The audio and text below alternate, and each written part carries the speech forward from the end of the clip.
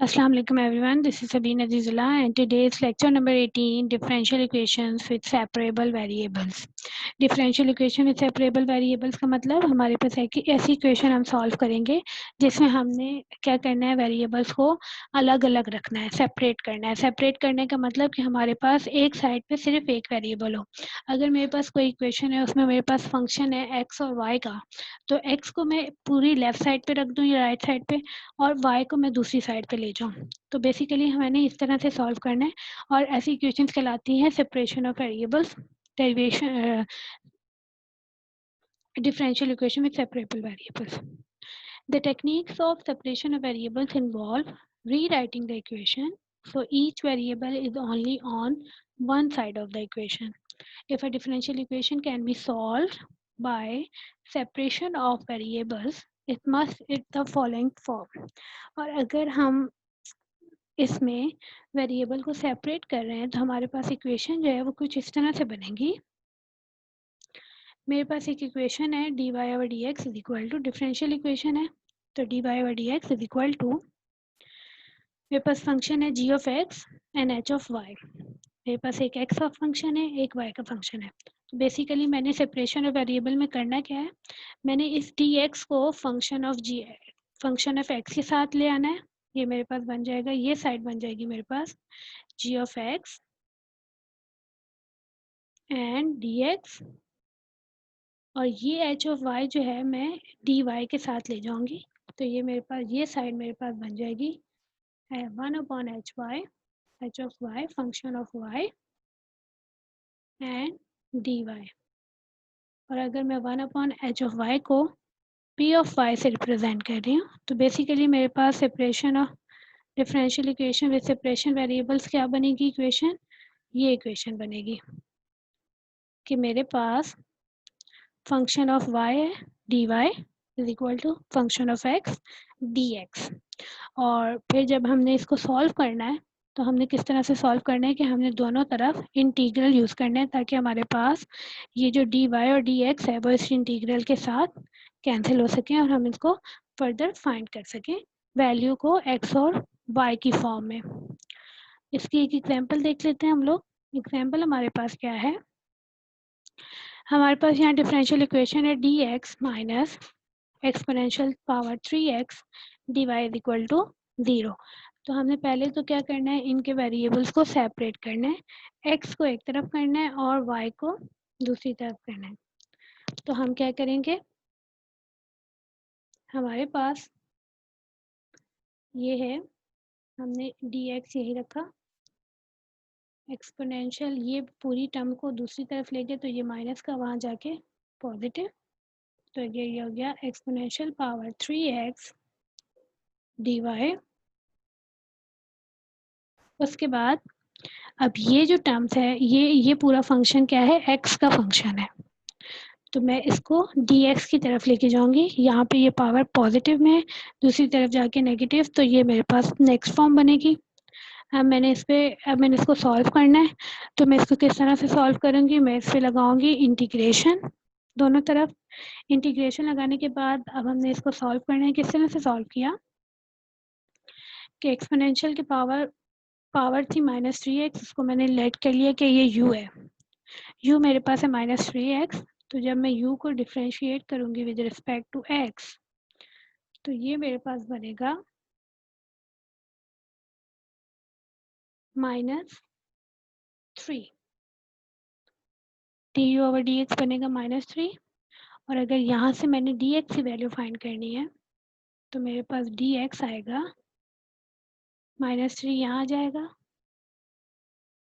और dx दूसरी तरफ चला जाएगा। तो मैंने बेसिकली इस फंक्शन को u का फंक्शन बना लिया। इसकी जगह मैंने लिख दिया u, dx की जगह मैंने लिख दिया -1/3 du।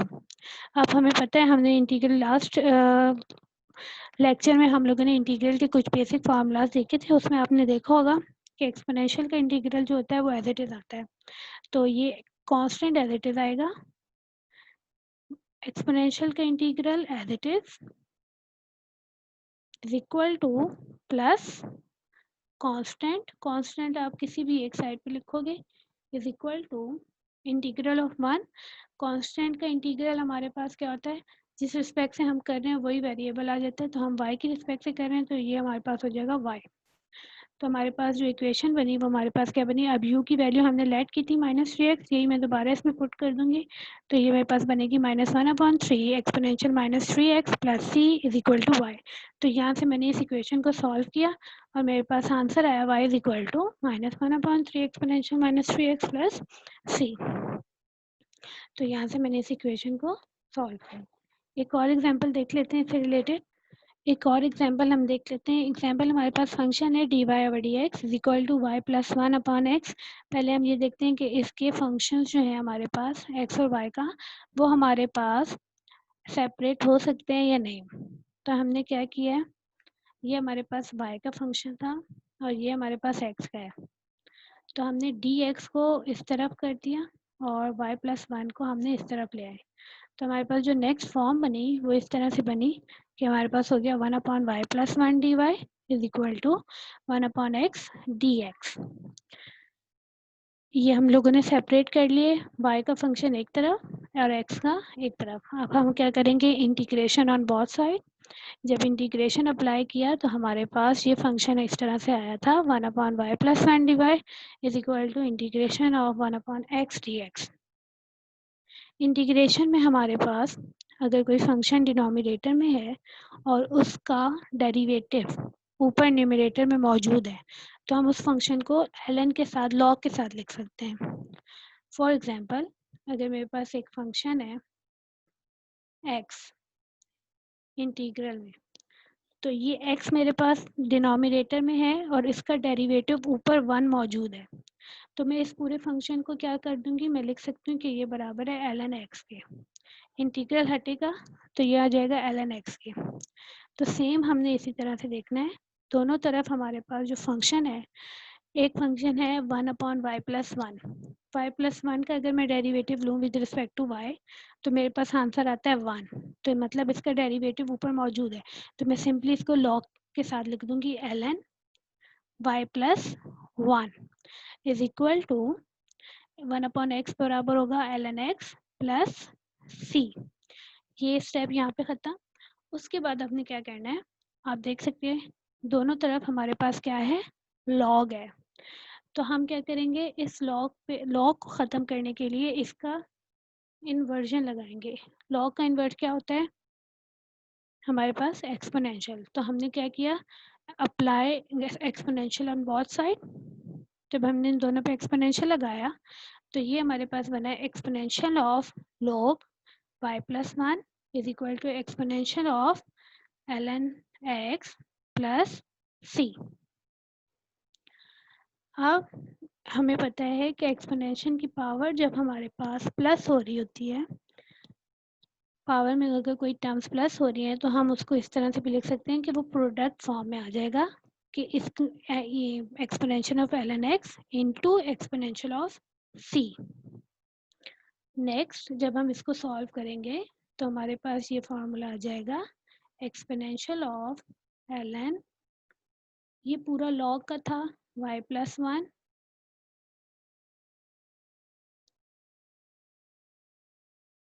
दूसरी तरफ हमारे पास था exponential of ln x plus c। तो पहले exponential of ln x into exponential of c। अब एक्सपोनेंशियल ऑफ log एक दूसरे के इन्वर्ट होते हैं तो ये एक दूसरे से कैंसिल हो जाएंगे, सेम ये दोनों भी कैंसिल हो जाएंगे। तो हमारे पास जो नेक्स्ट इक्वेशन आएगी वो हमारे पास इस तरह से आएगी y plus 1 is equal to x, इसमें यहाँ पे हमारे पास सिर्फ बचेगा x into exponential of c। Exponential of c मतलब एक्सपोनेंट अगर हम किसी भी कांस्टेंट नंबर का निकालें, c हमें यहाँ क्या रिप्रेजेंट कर रहा है, कांस्टेंट। अगर हम कांस्टेंट नंबर का एक्सपोनेंशियल लगाएं तो हमारे पास नेक्स्ट हमारे पास कांस्टेंट ही आएगा। तो हम इस पूरी टर्म को लेट कर देते हैं एक और कांस्टेंट से जो कि क्या है c1। तो नेक्स्ट हमारे पास इक्वेशन क्या बनी, y plus 1 is equal to c1 x या फिर y is equal to c1x minus 1। तो बेसिकली हमने यहाँ पे दो एग्जाम्पल देखी हैं, पहले हमने उसको सेपरेट किया वेरिएबल्स को, फिर उसके बाद वहाँ पे इंटीग्रल अप्लाई किया। ओके, इसी के साथ एक तीसरी के एग्जाम्पल देख लेते हैं। हमारे पास ये दो फंक्शंस थे 4y plus 5x square dy minus 2x plus x y square dx। Simple हमने इसमें से y को कॉमन लिया, इन दोनों टर्म्स में y कॉमन आ सकता था, कॉमन लिया माइनस यहाँ से इन दोनों में से x कॉमन आ सकता था, x कॉमन लिया इज इक्वल टू 0। अब ये माइनस की टर्म थी वहाँ जाके प्लस की हो जाएगी कि तो ये हमारे पास नेक्स्ट इक्वेशन बनेगी। उसके बाद हमने x की टर्म को dx के साथ और y की टर्म्स को dy के साथ करना है। तो मेरे पास x की टर्म एक ऑलरेडी dx के साथ है, इसको मैं यहाँ ले आऊँगी, 4 प्लस एक्स स्क्वायर को मैं यहाँ ले आऊँगी और ये 2 प्लस वाई स्क्वायर वहाँ चले जाएगा y के साथ। तो ये इक्वेशन बन जाएगी y upon 2 plus y square d Y is equal to x upon 4 plus x square d x. अब मैंने वही करना है, मैंने लेट किया डिनोमिनेटर को 2 प्लस वाई स्क्वायर से, u is equal to 2 plus y square, और इस साइड को मैंने एज्यूम कर दिया कि v is equal to 4 plus x square. जब मैं इसका डेरिवेटिव लूँगी विद रिस्पेक्ट टू y तो ये मेरे पास बन जाएगा d u upon d Y is equal to 2y। मेरे पास ये बनेगा d u upon 2 d Y is equal to 2y। और अगर मैंने डी वाई की वैल्यू लेनी है तो मेरे पास डी यू बनेगा, डी यू मेरे पास बनेगा 2 d u upon 2y is equal to d y. मैंने इसी चीज़ को यूज़ करना है, सेम मैंने इसी तरह y v और फिर उसका डिफरेंशियल और फिर उसमें से dx की वैल्यू फाइंड करनी है और उसको मैंने इक्वेशन में पुट करनी है इस इक्वेशन में। तो मेरे पास जो नेक्स्ट इक्वेशन बनी वो कुछ इस तरह से आएगी कि ये मेरे पास बनेगा 1/2 1/u du is equal to 1/2 1/v dv। अब ये 1/u था, फंक्शन अपॉन में है, ऊपर उसका डेरिवेटिव है, मतलब ये हम लिख सकते हैं लॉग। तो ये मेरे पास बनेगा 1/2 ln u is equal to 1/2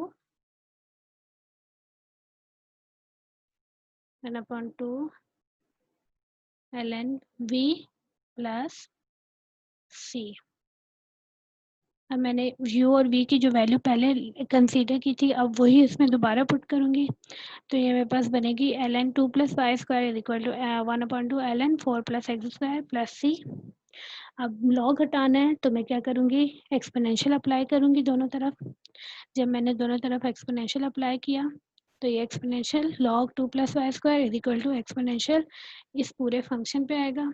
next ये एक्सपोनेंशियल फंक्शन इस log से कैंसिल, तो मेरे पास बचा 2 plus y square is equal to, जब एक्सपोनेंशियल इससे आएगा इस टर्म पे आएगा तो मेरे पास आएगा 4 plus x square into exponential of c1। Exponential of c1 जो है उसको हम नेक्स्ट किसी और कांस्टेंट से लिख सकते हैं, वो कांस्टेंट क्या है c2। तो ये हमने कर लिया c2।